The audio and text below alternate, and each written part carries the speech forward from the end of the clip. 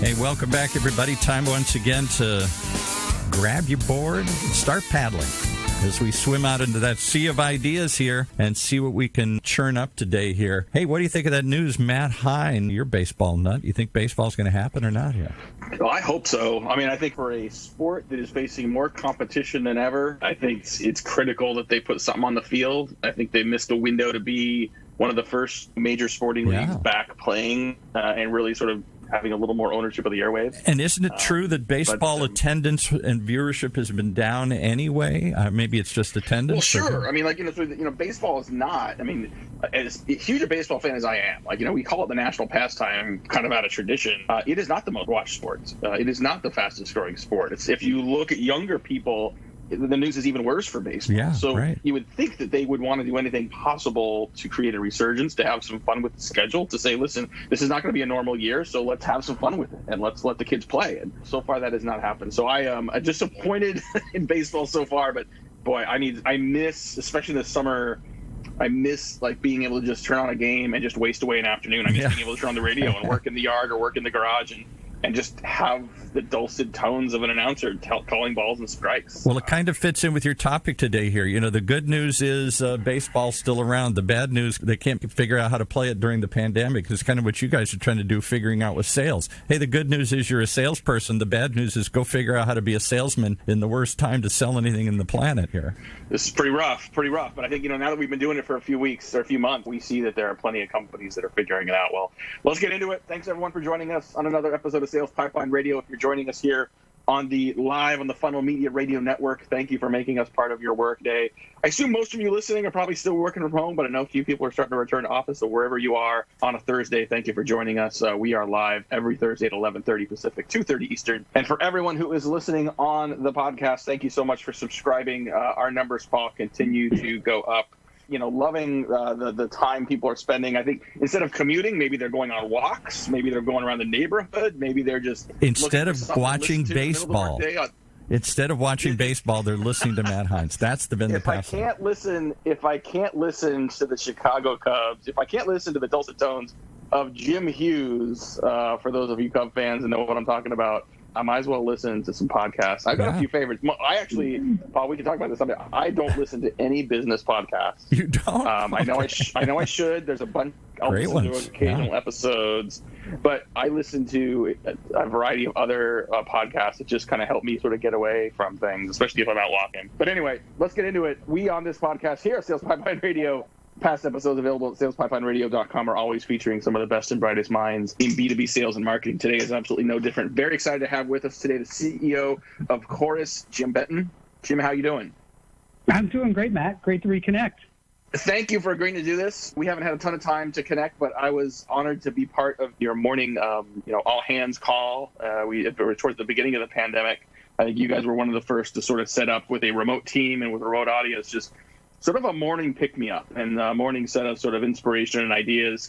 I want to talk about Chorus and I want to talk about you a little bit, but let's start with that. Where did that idea come from and how has that evolved since I did it?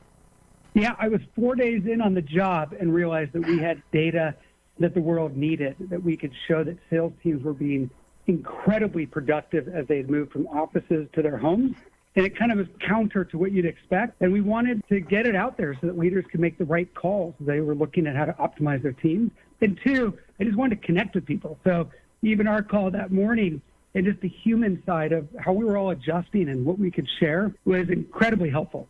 Yeah, no, I was impressed. And I think that, it's been impressive to see a lot of companies pivot to doing things that are relevant in the moment, both, relative to the pandemic, relative to Black Lives Matter, and really sort of combining sort of what their maybe typical business message might be with thinking about and understanding the humanity behind what we've been dealing with over the last couple of months, and really sort of resonating more on a personal level with people that, especially in B2B, sometimes we're not very good at that. We tend to be buildings talking to buildings when it's really the people in the buildings that are those that still have a heart, still breathe, still have emotions, and still trying to figure out how to get through this. And so kudos to you guys for doing that.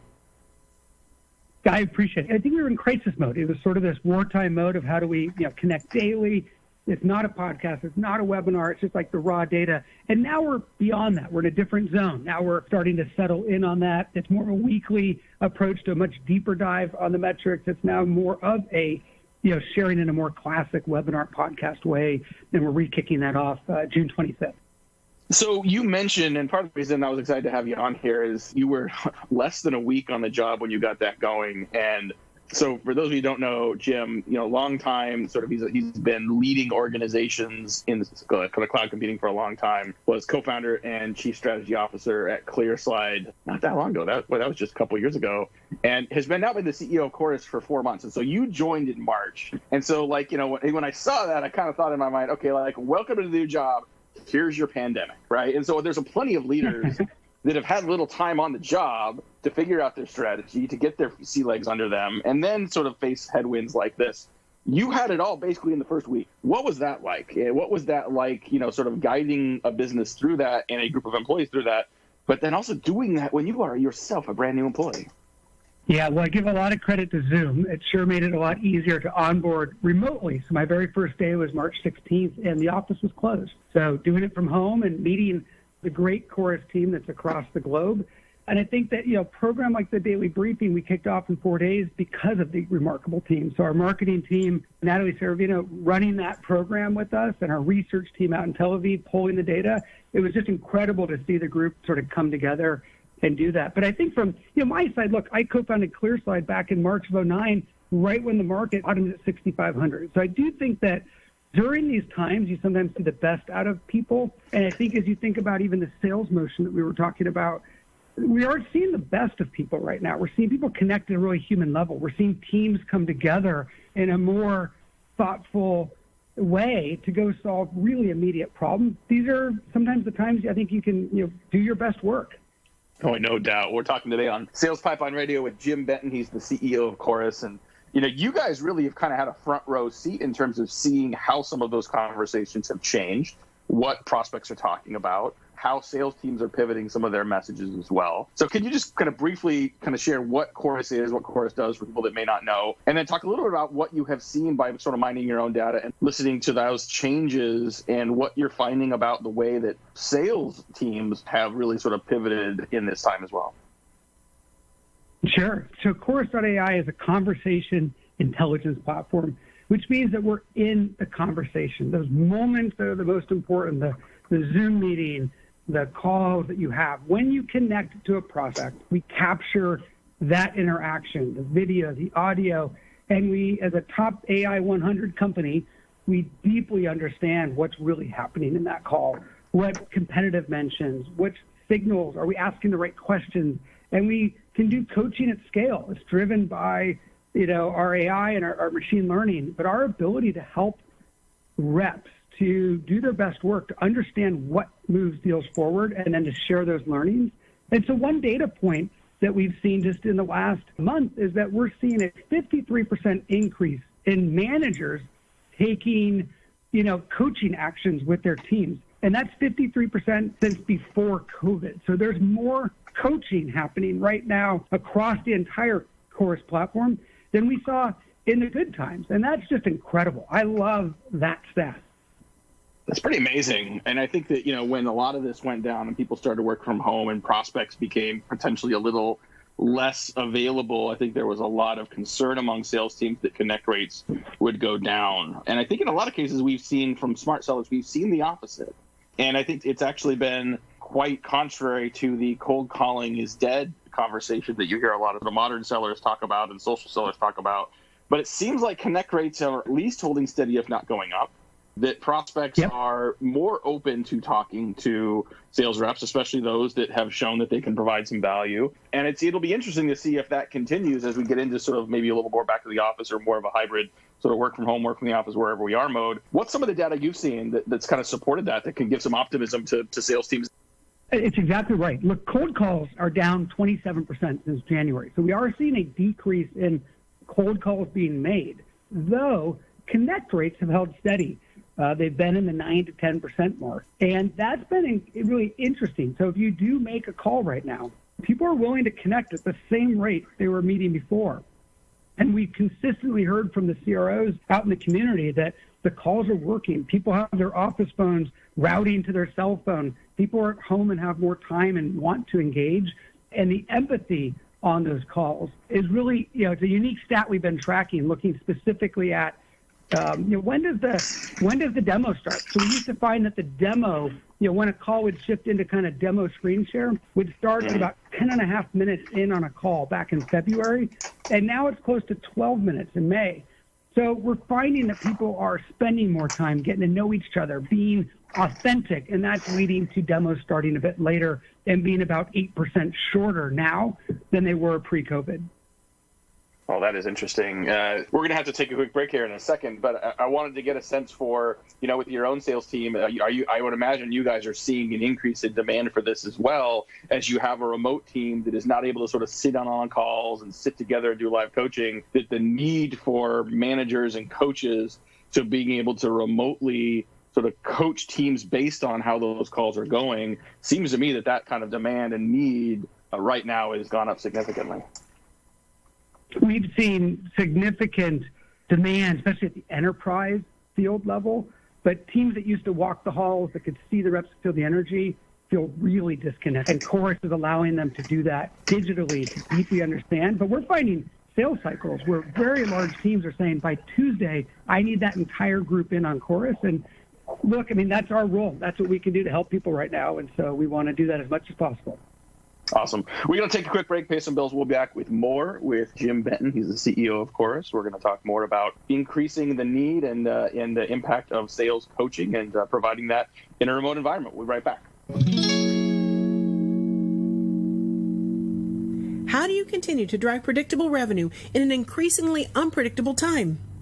Creating a revenue growth engine is no small task, nor is it one that can be done overnight. And these days, it can feel harder than ever to hit your stride. So how can you overcome the obstacles? Read the new research report on the state of predictable revenue growth from 6 Sense and Heinz Marketing. Get it now at hub.6sense.com/PRG. That's hub.6 sense.com/PRG.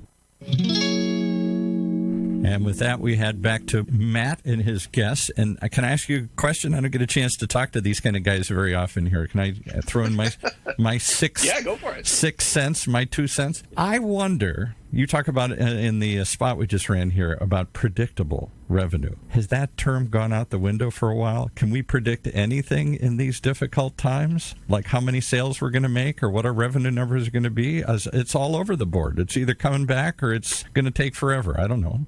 Will certainly become more difficult. I would say it's potentially become more difficult, but at the same time become more important than ever. I think that, organizations that are doing random acts of marketing, organizations that are just sort of inconsistently or in an unorganized way, like throwing things against the wall, marketing, sending emails, sales, making more phone calls, like those random things may work. You may get by with them a little more easily in a good market, but when you face certain headwinds, I think the deficiencies of those programs really sort of show their ugly head. So I think having a foundational program in place that can drive consistent pipeline, that where to turn the crank to fill the gaps when times get tough, it becomes more important. It becomes a lot harder to get that going during the tough time. But I think it certainly is a flag for getting those programs sort of in a foundational way. Jim, I'd love to get your feedback on that as well. So the idea of, especially as a CEO, looking at forecasts from your sales team and trying to give your board guidance on sort of how you're going to do, has that gotten harder, or what are some ways to mitigate the difficulty on that?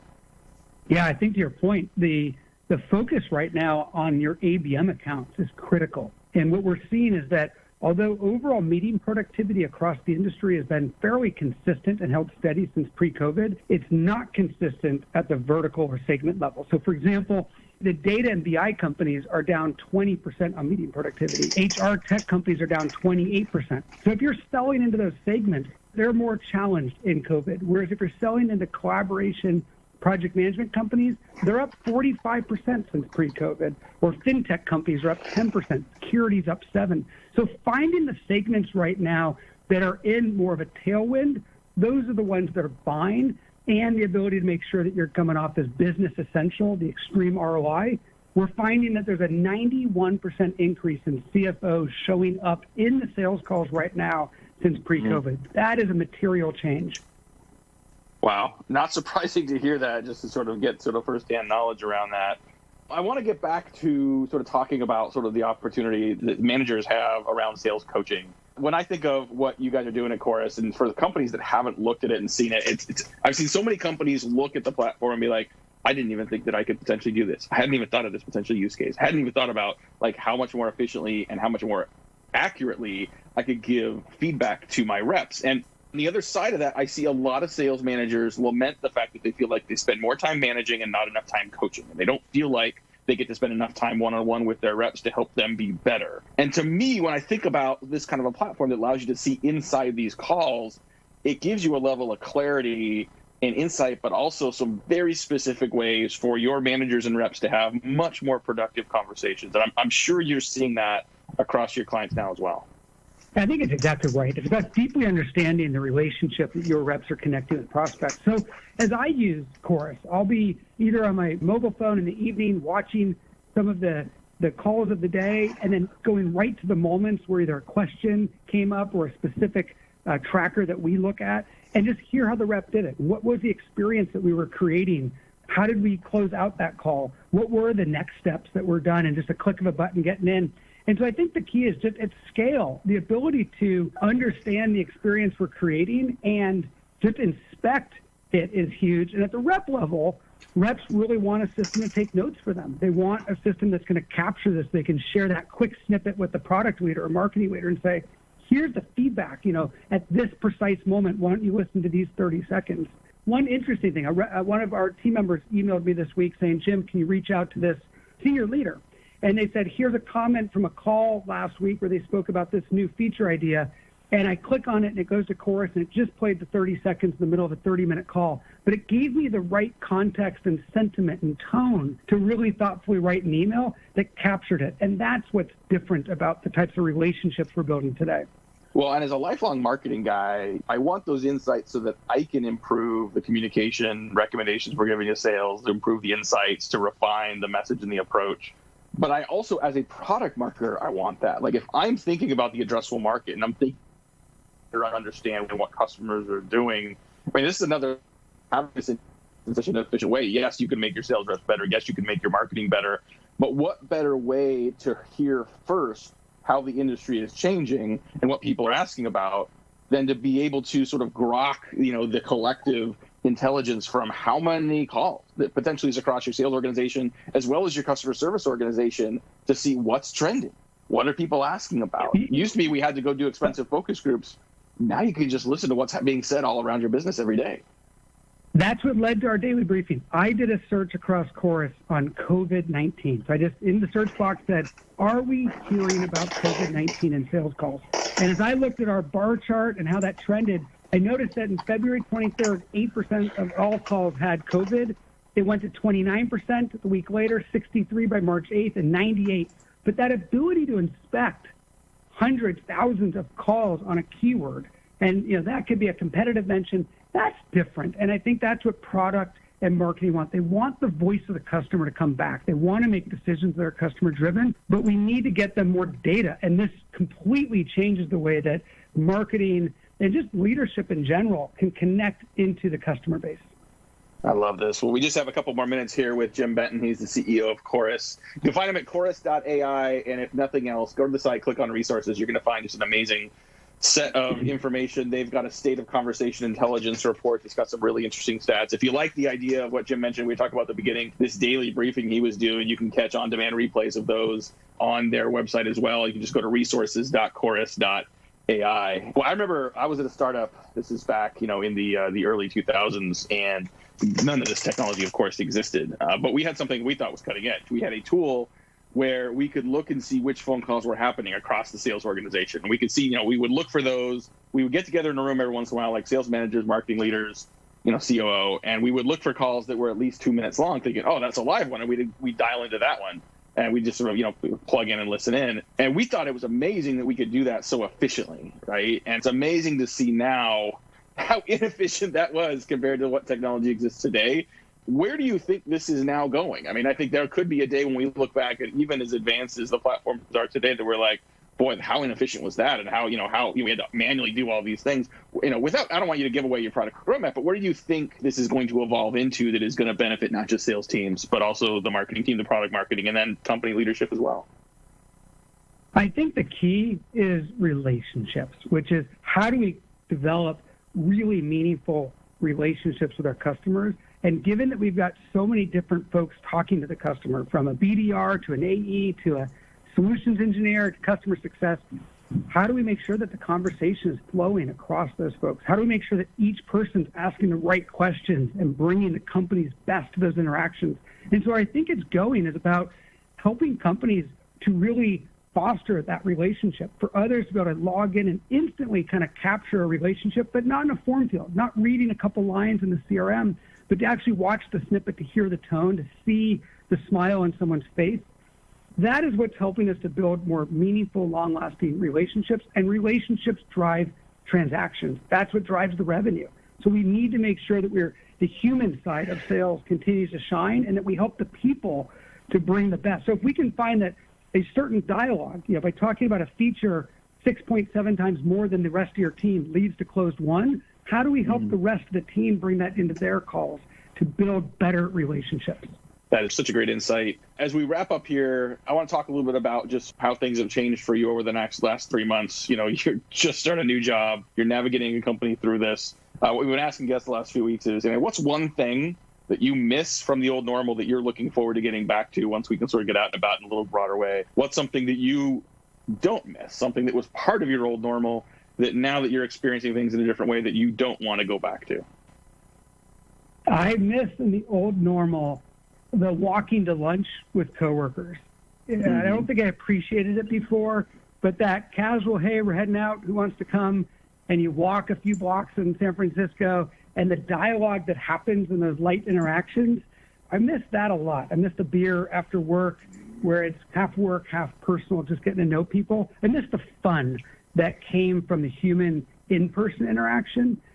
But I will say on the new, I've enjoyed this level of increased connectivity to people that are not local. The fact that we've got a remarkable engineering team in Tel Aviv and Toronto and an incredible BDR group in Boston. Everybody's tile is the same size on Zoom. Everyone's a click away. And I think I feel more connected to our remote teams than I would had COVID not happened. And that's been an incredible insight. And the way that we've brought the company together as just a universal sort of everything's equal. It's not a TV and a camera on the wall for the remote and the rest of us in the room. I think that democratization of location is really powerful, and I'm really hoping that stays as we get back into work one day. Those are good answers. I like that a lot. Yeah, I also miss sort of that small talk, right? Like, I think, when we're on I saw someone on LinkedIn this morning say, like, why exactly do we wave at the end of Zoom meetings? Like, I don't wave at people when I'm leaving a conference room. I think it's in part, it's that need for human connection. The fact that we're looking at each other, but I want people to see that I'm saying goodbye. And when you leave the room, you can do the chit chat. You can talk on the way out. It's like, hey, how was your golf game? Or hey, how was your weekend? Like, that doesn't exist as efficiently and as naturally in the Zoom world. So yeah, I look forward to that as well. I did also notice that, we were talking about sports and sports coming back before we came onto this. Jim, I don't know if you're still playing tennis, but I saw on your LinkedIn resume that you played tennis for Santa Clara University. That is by definition maybe the perfect social distancing sport. You literally almost never get right next to each other. Are you still playing tennis?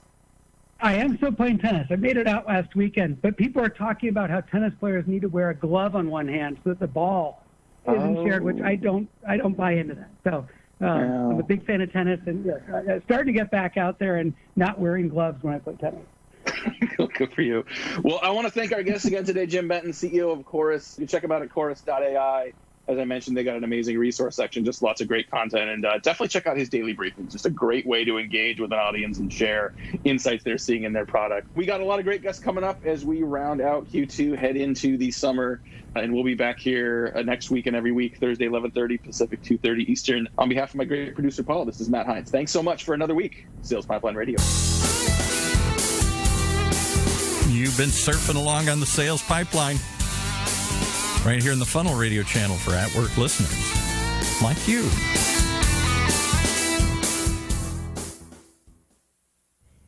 CMOs and marketing leaders have the increasingly complex task of effectively communicating marketing's value to their CEO and board.